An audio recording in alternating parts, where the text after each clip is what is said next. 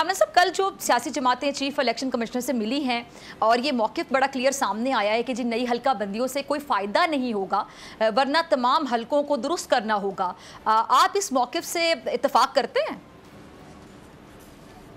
देखिए, पहली बात जो बुनियादी बात ये है कि ये जो सेंसस को नोटिफाई किया है, सीसीआई की कंपोजिशन ठीक नहीं थी। और फिर कंपोजिशन को भी एक मिनट के लिए एक तरफ रख दीजिए। आपने पहले उससे पहले कह दिया कि असम्बली फ़लाँ तारीख को डिज़ॉल्व हो जाएगी और 16 महीने में कोई इजलास जो है सीसीआई का नहीं हुआ और उसके बाद आपने उसको बुलवा लिया। तो ये बहुत सारे ऐसे सवालात हैं।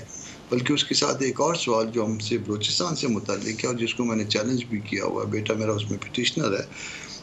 हाई कोर्ट ने उसको लिमनी में ख़ारिज किया, कल या परसों तक सुप्रीम कोर्ट भी आ जाएगा। हमारी 70 लाख आबादी कम कर दी है, यानी 1/3 आबादी जो है ना कम कर दी है। प्रिलिमिनरी रिपोर्ट में है और उसके फाइनल रिपोर्ट में इन्होंने कम कर दी है। वजह उसकी जो बज़ाहिर समझ आती है वो ये है कि अगर वो 70 लाख की आबादी जो है वो दिखाते तो उसका नतीजा ये निकलता कि आर्टिकल 51 को अमेंड करना पड़ता, और आर्टिकल 51 तो उसमें कौमी असम्बली है नहीं है, वो अमेंड हो नहीं सकता। और जब थी तब भी अमेंड नहीं हो सकता था कि 2/3 के बगैर वो अमेंड नहीं हो सकती।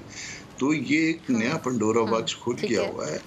बहुत सारी इसमें गलतियां हैं, बहुत सारे मामलात उसको देखे और सोचे बगैर कर दिए गए हैं। और अब वो सब सियासी पार्टियों को जो है ना ये मुसीबत पड़ी हुई है कि अब करें तो क्या करें। ठीक है जी। अगर आपको ये वीडियो पसंद आई तो सब्सक्राइब करें और बेल आइकन पर क्लिक करें।